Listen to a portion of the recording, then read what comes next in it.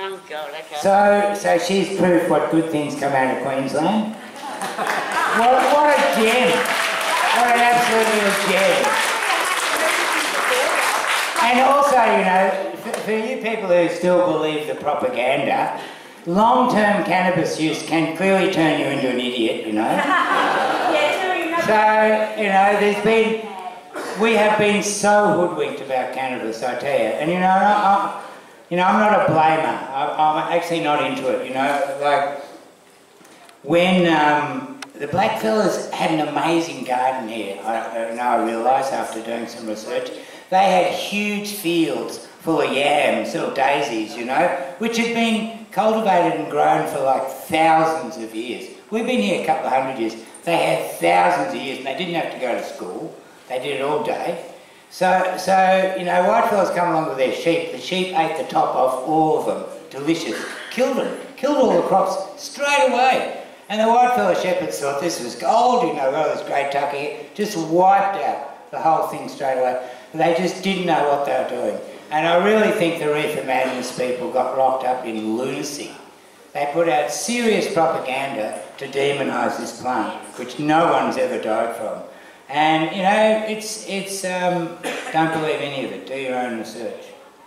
Anyway, Dr. Deb's a total gem. And now, another, I reckon she's a jewel.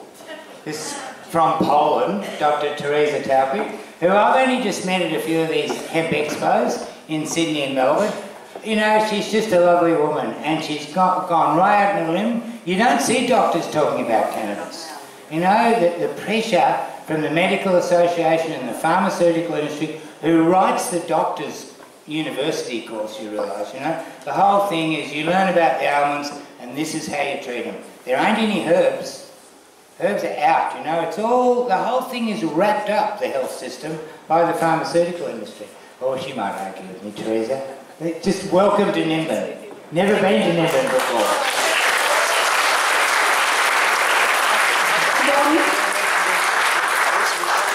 Okay, so I have been to Hibbing many times on few occasions, and I really love the place. I love the energy of this place. So I feel very privileged that I've been invited to come here and talk about cannabis. But I feel very humbled at the same time because I've been in this space for only the last 2 years. And I appreciate that probably many of you here in the audience know much more about it than I do. So I am very humble, and for me it is a constant learning, ongoing experience. So I'm a GP, originally graduated in Poland in 1984, and I always practiced very conventional, traditional medicine. But at the same time, I always had a feeling that there's more to healing than just synthetic molecule agents. I've always been very open-minded, especially after my own experience with breast cancer 16 years ago. And my motto became that healing comes from many sources and occurs on many levels: spiritual, mental, physical, emotional. In healing, we need to address many, many parts of ourselves. So, until about 2 years ago, I knew absolutely nothing about cannabis. I was extremely ignorant, and I'm hoping that I was only the only doctor in Australia feeling this way. I knew nothing about THC, no idea about CBD or, God forbid, endocannabinoid system. And I have to say, if about 2 years ago someone told me that I would be standing here talking to you about cannabis, I would definitely ask them, are you on drugs? What's wrong with you? You must be absolutely crazy. That would be totally unthinkable.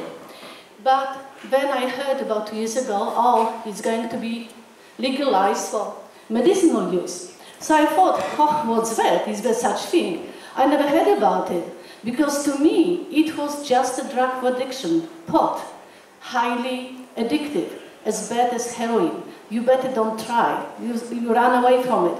Because if you do, you will be possessed. You will become mad.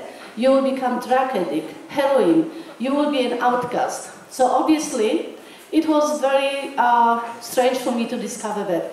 But once I started reading and researching, and bit by bit, article after article, I realized, wow, this is not the case. I'm dealing here with a very important therapeutic agent that just has so many uses.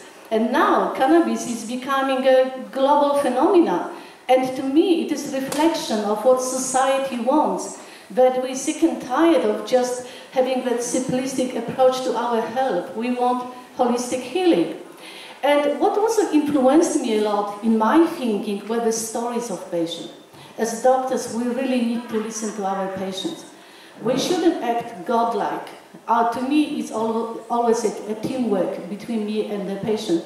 So when I started watching these stories on YouTube or people writing to me about the cases of healing and how cannabis changed their lives, and especially children with intractable epilepsy, Dravet syndrome, I almost felt like crying. I felt like crying for these children, for their families, that not only that they have to deal with the trauma of chronic disease, but also the ongoing fight to get the medicine that truly works for them.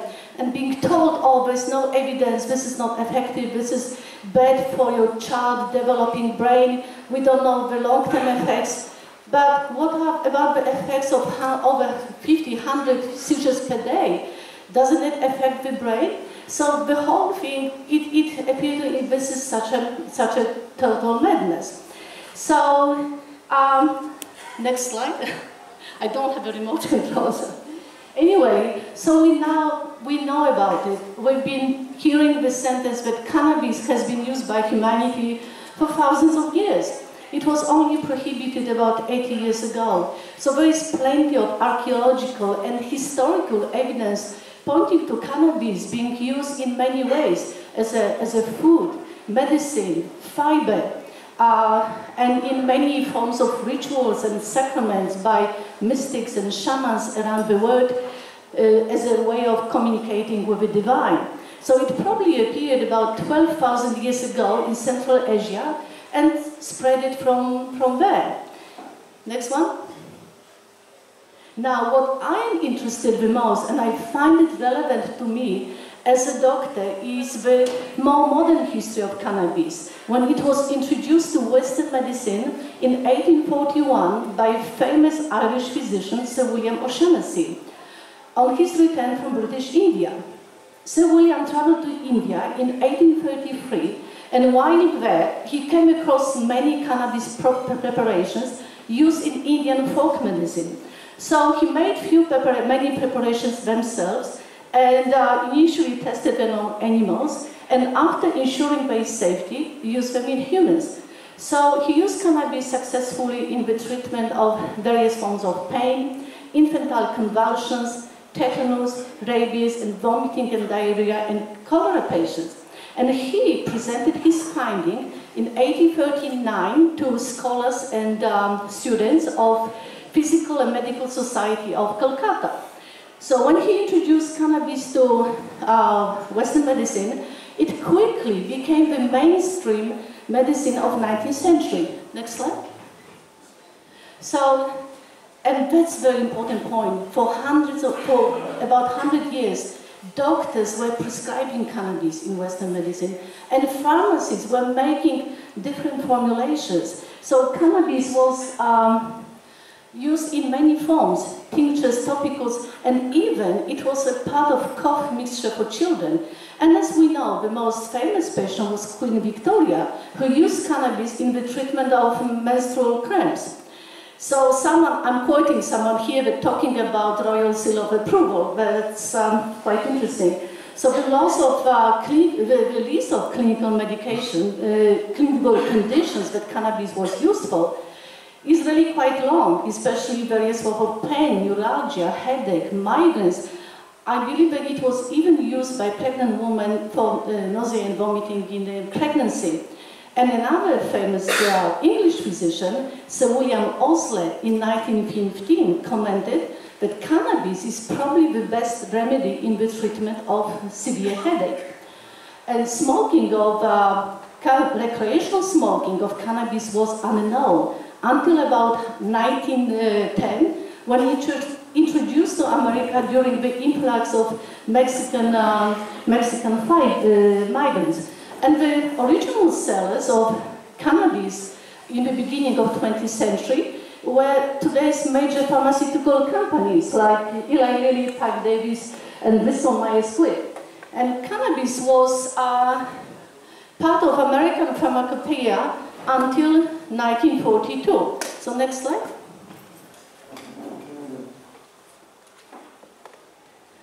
So it was prohibited in 1937.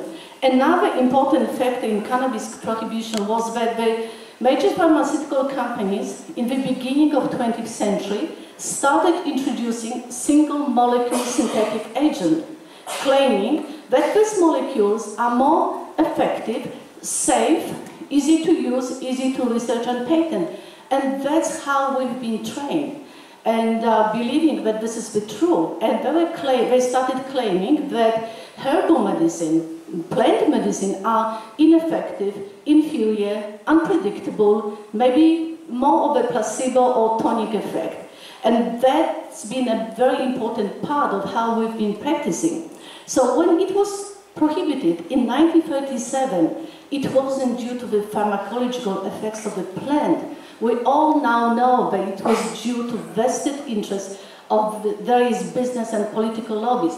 And prohibition probably could be the subject of another talk. There's quite a lot to it. And doctors were actually against banning of cannabis. And the then president of American Medical Society Association, Dr. William Woodward, commented to Harry Anslinger that prohibition of cannabis will stagnate medicinal use and as well as scientific research. And to me, the whole concept of prohibition is absolutely fascinating. It feels that how was it possible that a powerful but still relatively small group of people were able to hypnotize us, to influence us into thinking that this is just a dangerous drug. They call it like devil plant, we talk about the reefer madness, assassin of youth, gateway drug, and all of this kind of names. So what happened to these people for thousands of years? What happened to doctors and pharmacists who were able to prescribe it? What happened? Were they all mad? What was going on? So we all were saved by the Messiah, the Harry Anslinger and the others. That's really quite fascinating how prohibition works. And also I believe that prohibition is not the answer to anything. The answer is ongoing education, awareness and knowledge, and our right to choose what we feel is the best for us. So next slide. In spite of prohibition, millions of people around the world use cannabis legally or illegally, and report multiple beneficial effects. So to me, this so-called anecdotal evidence, which I have to correct, I don't like the word anecdotal. I propose to use the word observational. This is observational evidence.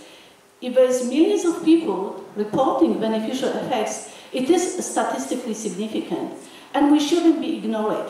We should look into that, because we can't just tell the patient who is reporting the excellent benefits that we just tell them, or you just imagine that it's not proven, we need more studies. So it's very interesting that the most abused recreational part prompted the research that led the scientists to discover the THC, delta-9 tetrahydrocannabinol, the most abundant and psychoactive part of the plant. But psychoactive properties of THC is just part of the story. This plant, as we know, this molecule, as we know, has many other therapeutic effects as well.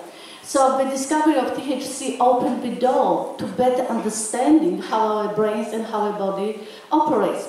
And that was followed by discovery of hundreds of other cannabinoids, and including CBD, cannabidiol, which is the second most abundant of cannabis plant, and that part is non-psychoactive, non-toxic and non-addictive, and possessing very many therapeutic effects.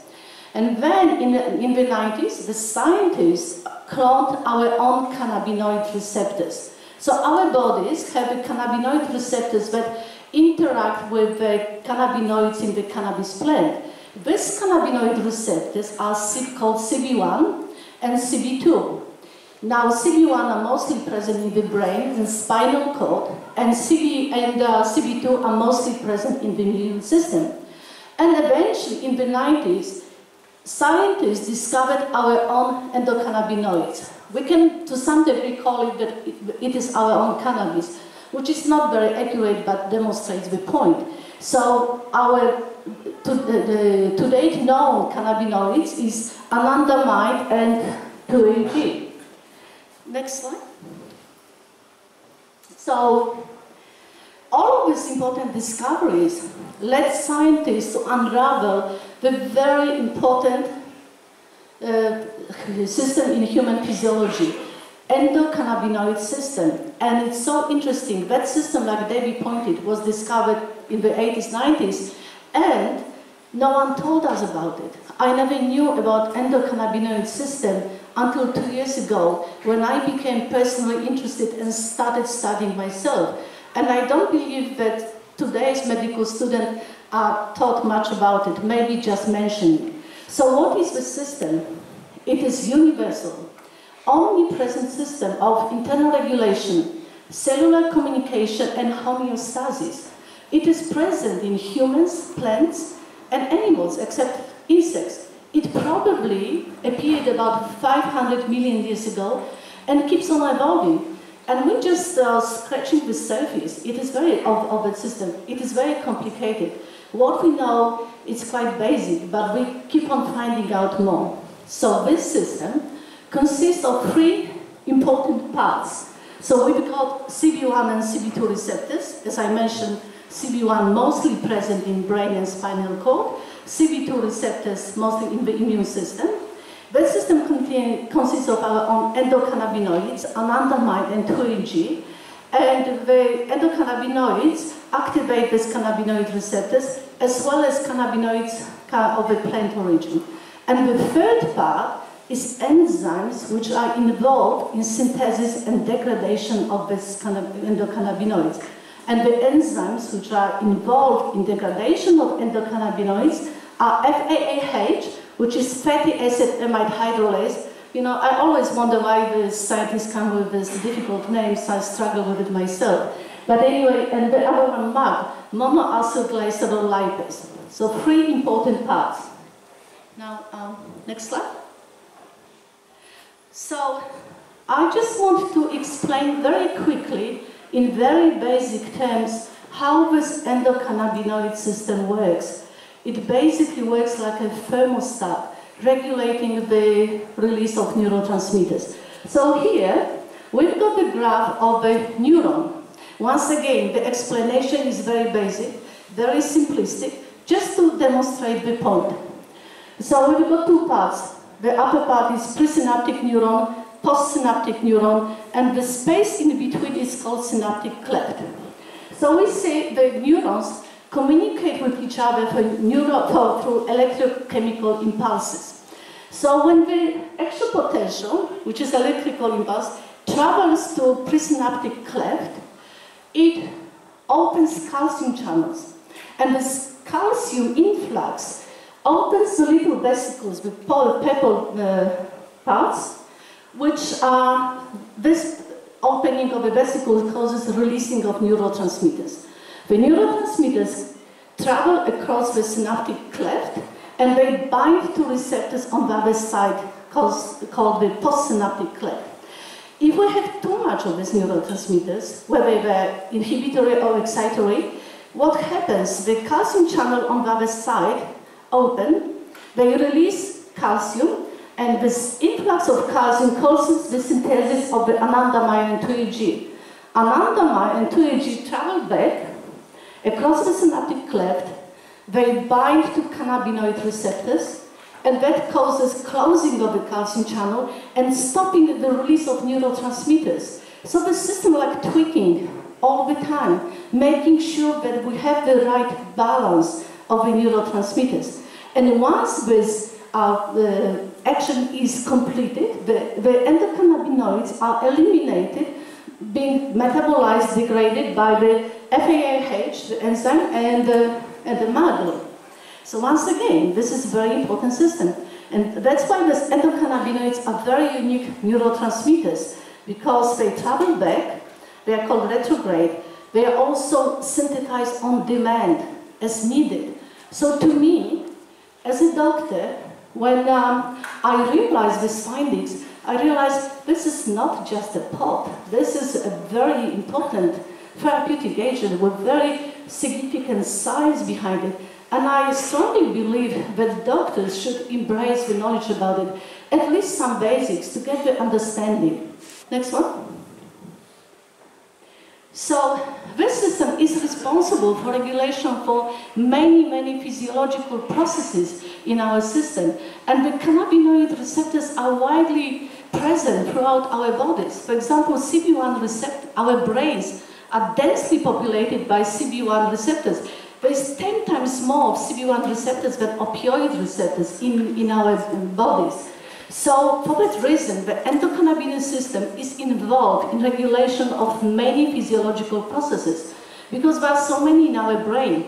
The endocannabinoid system regulates emotions, stress response, balance, movement, cognition, learning, there's so much of it, sleep and wake cycle, pain control, metabolism, appetite regulation, digestion, inflammation, cardiovascular and immune functions, primary regulation. The list is long. And now scientists postulate, Dr. Ethan Russo proposed the theory in 2004 that probably a lot of medical conditions that we are dealing with are due to the deficiency of the endocannabinoid system. So it makes a lot of sense that if we diagnose the deficiency, we should use the cannabinoids to correct it, and this way correct many medical conditions. Next one. Gosh, it's quite a difficult topic to talk about now. I'm not as entertained, but anyway, I hope I am not boring you too much. So now, the concept, but I think we need to grasp this very important concept.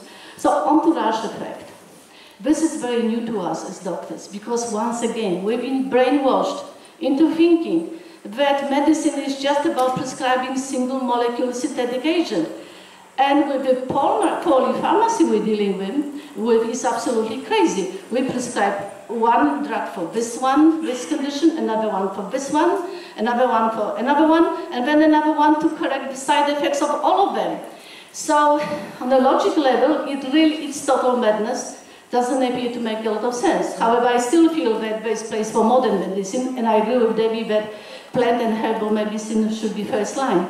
So, the entourage effect, this is very, very important concept, where the single molecule is not as effective as the whole working together. That concept, that theory was coined by Professor Mechoulen in 1998. And, oh my God, I'm having mental block now. I was going to say that. But anyway, that's something we need to remember and consider very, very important. So, okay, I know now. We need to focus on whole plant medicine. For example, CBD modulates the psychoactive effects of THC. And this is one of the examples of entourage effect. So synthetic, single molecule, or even isolates of this of it are not going to be as effective. So cannabis medicine has to be patient-centered, based on individual dosing. We can't just standardize and saying same for all is good. We really need to change the paradigm of thinking. We need to embrace it differently. Okay, next one. Now, opponents say that cannabis is addictive. But when you look at the graph, you can see cannabis potential of addiction is scored as 0.8, as opposed to heroin, which is scored 3. So cannabis is less addictive than benzos, tobacco, alcohol, and many others. So obviously there will be a group of people that might become addictive, but we can control it if cannabis is used properly, judiciously, in a proper clinical setting. Now, next one.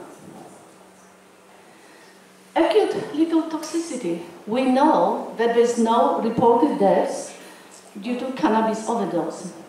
And therapeutic ratio tells us how much of drug we need to ingest to cause the lethal effect. So we can see cannabis down the bottom. The therapeutic ratio of cannabis is 1 to 20,000. That means that one would have to smoke 20,000 joints, one after the other, to die. Can we achieve it? I don't think so. And that's just not possible. So that's how little, how dangerous this drug is. Now, next one. Now, the causes of death in Australia 2012, there is no reported deaths due to cannabis overdose. And very interesting, pharmaceutical opioids ranked number 4 as a cause of death due to accidental overdose. Next one. Okay, so we all know that cannabis is absolutely amazing and unique plant. It can be used in the treatment of so many conditions, and the list is very long. Now, also as doctors, we've been trained to think that if something promises too much, it means it's not true. So some doctors are challenged by that. But we can see I will call observational evidence, which really shouldn't be ignored. So for me, to doctors who say, oh, there's no evidence, we need more trials, I tell them, talk to patients. Listen to patients. They will tell you the story. Sick people don't lie. If they feel better, they feel better. There's no doubt about it. So I wouldn't be going through the list, but it's quite long. Next one.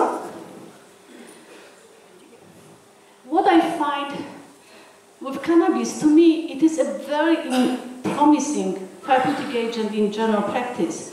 Especially, I will just focus on a few conditions, especially in the management of chronic debilitating pain not responding to other pharmaceutical agents. Also palliative care, nausea and vomiting in chemotherapy patients. Next one. Now, I just talk a little bit about chronic pain.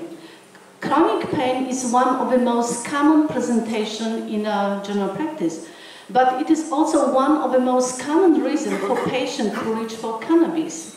It probably, according to the Bupa statistics, it affects about 20% of adult Australian population and costs the society about over $34 billion per year in treatment costs and lost time at work.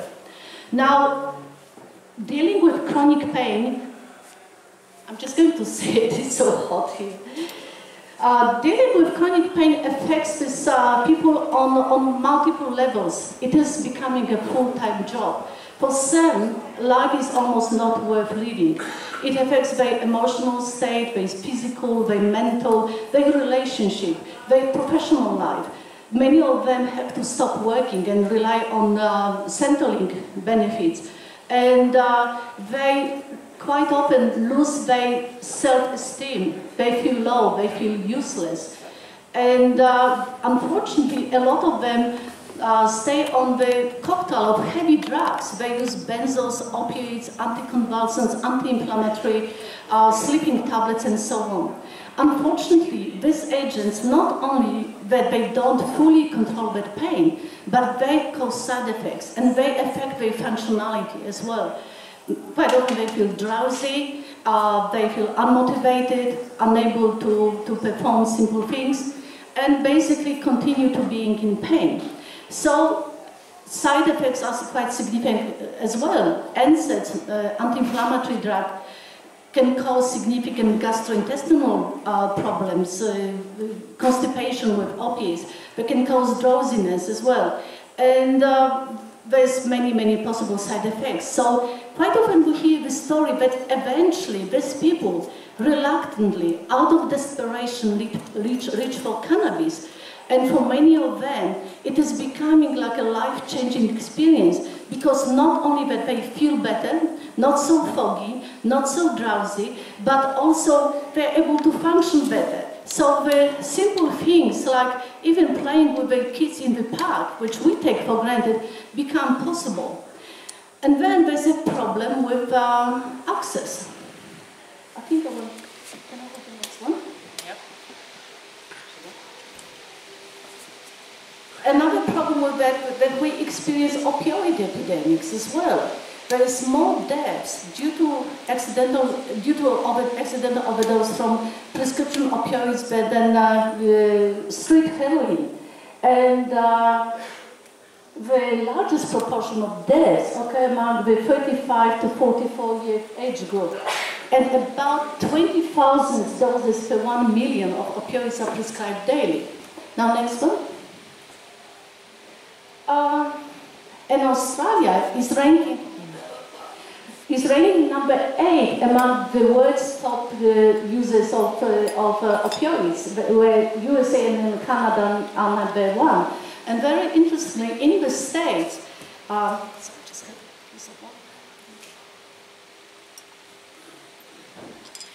in America, states where cannabis is legalized, they report reduced rate of opioid using. Next one. Now, before I go to access of cannabis, I also quickly touch base of drug addiction. Very interesting. Opponents claim that cannabis is the gateway drug that will make I go and use some heavy drugs. But it is emerging now that opposite is the truth, that cannabis actually can be used as an exit drug. Especially here with CBD, because of its potential to interact with so many neuronal circuits in the brain responsible for drug addiction, CBD is emerging as a huge potential in treating addiction. But I also hear from patients that some of them have been using combination of THC and CBD to combat the tobacco addiction and some other addiction. So next one. Oh, I was just going through it, but I think I skipped that part, how CBD, I can just say that CBD has the ability to interact with many neuronal circuits in our brain responsible for addiction. So that's like the message that I want to remember, that I want you to remember that it is possibly exit drug in treatment of addiction. And next one. Oh, yeah, we'll skip that one. Okay, now I'm going to talk about fun part. Cannabis prescribing in Australia, how legal and how available it is. So we've got few legal pathways to obtain cannabis legally. We've got special access scheme. Maybe actually we go to next one. We've got special access scheme, category A, category B, and authorized prescriber. Now, if we apply just for CBD only, it is Schedule 4. So it requires only TGA approval. If you apply for THC CBD formulation, you require not only TGA, but also State Department approval. So, beginning of July, after my presentation at Hamburg in Sydney, a few patients contacted me about prescribing. I am a very busy GP, and paperwork is not my strongest part. I'm one of those hands-on consulting, and I don't really like paperwork. But I decided to try and prescribe, just to understand the system better, to test. So I'm going to focus on one of the patients. This lady lives about 4 hours drive from Katoomba. She's been suffering from anxiety, depression, chronic debilitating pain, Parkinson's, and Alzheimer's dementia. She's about 68. Her family are very, very motivated and caring for her, especially her husband and the daughter. So they approached me. Okay, I lodged the application to TGA. I needed to fill in the form. The form is not that long, but I needed to provide the clinical justification, proving that everything else has failed, and I needed to provide all the relevant studies, which is not that easy, but I found some evidence. My application was rejected straight away because I didn't have an endorsement from specialists. Currently, GPs in Australia are not allowed to prescribe unless they have a special endorsement. So all of her current specialists didn't want to support us. I made multiple phone calls. They would say, no, sorry, it's just not proven. That was the answer. We don't know anything about it, and we don't know how dangerous it is. Okay, eventually, at the end of August, one of the neurologists agreed to support us. He's a supporter, but he's not interested in paperwork. He just written a letter, and at the end of the letter he has written, I support your application for medicinal cannabis. That was it. So we launched application again, and we got, based on that, we got approval overnight from TGA. It was approved straight away. But we needed to apply to New South Wales Health Department. So we did in beginning of September. About mid-September, I received the email in the morning that one of the medical specialists wants to talk to me about the prescribing. So I had this telephone consultation in the afternoon, and it felt like interrogation. It actually felt very uneasy and very unpleasant. The doctor was, I could see she was against it. She was really concerned about the CBD effect, that it can affect her liver function and that it can make her lose weight because it will suppress her appetite. So my argument about it, she didn't even worry about THC. It was with CBD that she was mostly worried about. It went on for about half an hour. I felt really deflated, really discouraged, and at the end of it, I'd given up. I said to her, look, I have a feeling that you are not going to approve me. And she said, oh, sorry, I've been so unhelpful. So I said to her, yes, you've been very unhelpful. So the application was rejected on the 5th of October. Then one of the prominent lawyers she was contacted and she offered to help us on pro bono basis. So we launched the appeal for internal review. And on the 23rd of November, the application was rejected again. Can I have next slide? I think just want to see. Okay, let's stay there. So, was rejected again.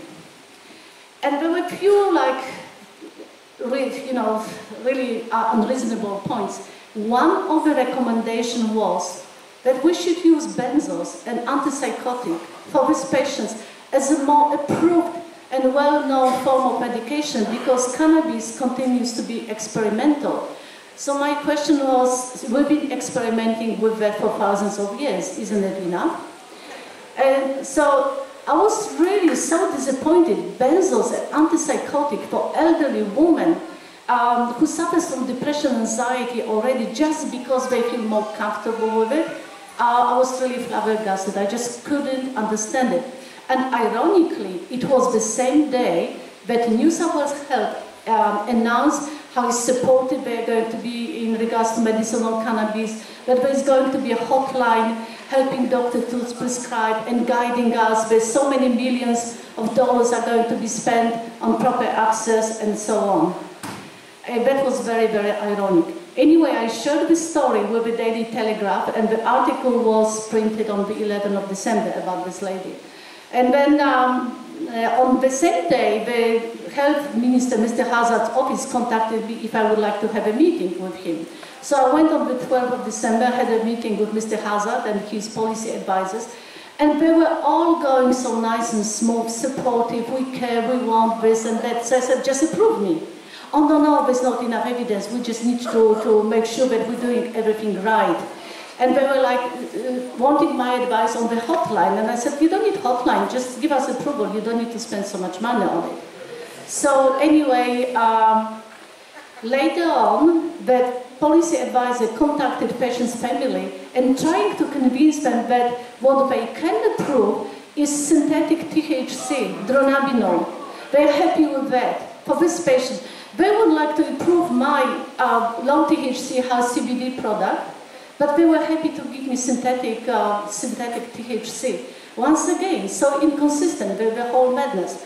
Also have to say that the patient had access to some good quality hemp oil, and that hemp oil started helping her with the behavioral problems, anxiety, and improved her sleep. So anyway, that sounds like a saga. I know it's a bit of a story here. After Christmas, the family approached another specialist who is supportive of cannabis, hoping that perhaps they get the access to the medication quicker through that. So that specialist actually applied just for CBD, which is not a difficult application. You need TGA approval. So she got approved for CBD oil from Canada. which I think is crazy because she does need a bit of THC and it's been helping already. So anyway, now we just got the letter from New South Wales Health that since the patient got her CBD oil, the current application for THC and CBD is redundant and they're not going to approve us anymore. So we'll keep on fighting because this is just so totally unnecessary. So once again, it's insulting that GPs are not allowed to prescribe cannabis, but we are allowed to prescribe morphine or anything like that, just with push at the button. And we have to ask the specialist endorsement to approve us. Now, I've been quite active in these spaces. I've written the book, I launched the online course, and I feel that my knowledge is basic enough, sufficient enough to manage cannabis. Plus, I've been a doctor since 1984. Why do they reduce me to the role of a junior doctor, having to be guided by specialists who know most of the time nothing about it? Now, next one. So, this is marijuana. It sounds a little bit like this dirty word marijuana, but anyway, we just like the sound of it. We feel that cannabis is such a unique plant, it doesn't matter what you call it, how it sounds. It is an amazing plant. So this is my organization, and we are committed to lobby for proper legalization. And what I mean proper legalization, I'm going to be open about it, full legalization. Patients should have the right to choose. Patients should have the right to grow their own plant, maybe up to 5 or whatever, just for their own personal use. Because apart from being traditional GP, I also believe in energy, in that constant exchange. We are just not that bag of skin and bones. So growing plant is something very unique. You have this nurturing aspect because you have this as a relationship with the plant, and you can use every part of the plant. We know more and more about juicing the leaves, and the fresher, the better. So, once again, patients should have the right to choose. Patients should have the right to grow some plant for their own personal use. There has to be doctor and patient relationship based on partnership and teamwork. Doctors should be able to prescribe, and herbalists should be able to prescribe as well. And basically, even just CBD, we now have this WHO reports that that this is a very, very safe plant formulation. So it actually should be available over the counter. So I'm very open to many uses of cannabis, not only as a medicine, but we know the other aspects as well as a fiber. It's a very unique plant. It's been called the gift of God. Why part of society continues to reject it all the time? So this is my website, www.medijuana.com, but also I launched the online course, medijuana.org, because I believe there are so many beginners out there that it applies to health professionals who basically know nothing about it. And I think just giving basic knowledge, having basic facts, it's very, very important part of embracing this plant. Next one. So here is my book, Introduction to Medicinal Cannabis. When I started studying cannabis, it was very overwhelming, very difficult for me. I didn't know where to go. It was one article after the other, reading here, reading there. So I thought it would be important just to produce something basic. That book doesn't pretend to be an academic paper. All the references are at the end of the book. But in this book, I'm simply just talking, that's what I presented today, more or less. Basic history, cannabinoid system deficiency. I covered quite a few medical conditions and how it might work, possible side effects, also possible drug interaction, because cannabis is metabolized through the same metabolic pathways called cytochrome P100/450, like lots of other drugs, so we need to be aware. I'm also talking about treatment options, general consideration, the ways of delivery, and so on. And the paradox is that I think, I'm not pretending to be a great expert in cannabis, but I think I know fair enough to be able to practice. And I just want to practice cannabis hands-on, without all of this bureaucratic rubbish, fighting. I don't need to waste my energy doing that. Anyway, that book is here, available here, so if anyone wants to purchase this, that would be great. And next one. So another part of our lobbying is petition.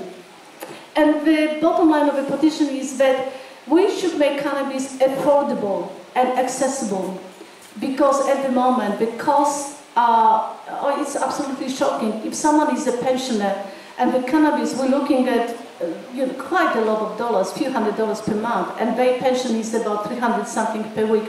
How are they going to afford it? So it's very unfair that this unique basic medicine is so unaffordable. We really have to change. So the petition, if you go to our website, marijuana.com, there's the site for petition. We already collected, I think, about 26,000 signatures. And this is quite a significant public voice. Next one. And this, I usually like to finish my presentation quoting my favorite quote, which comes from DA law judge Francis Young in 1988, and this drug administration organization. So he said that he used marijuana at the time. Marijuana, in its natural form, is one of the safest therapeutically active substances known to man. By any measure of rational analysis, marijuana can be safely used within supervised routine medical care, and to deny marijuana to patients who need it would be unreasonable, arbitrary, and capricious. Thank you very much.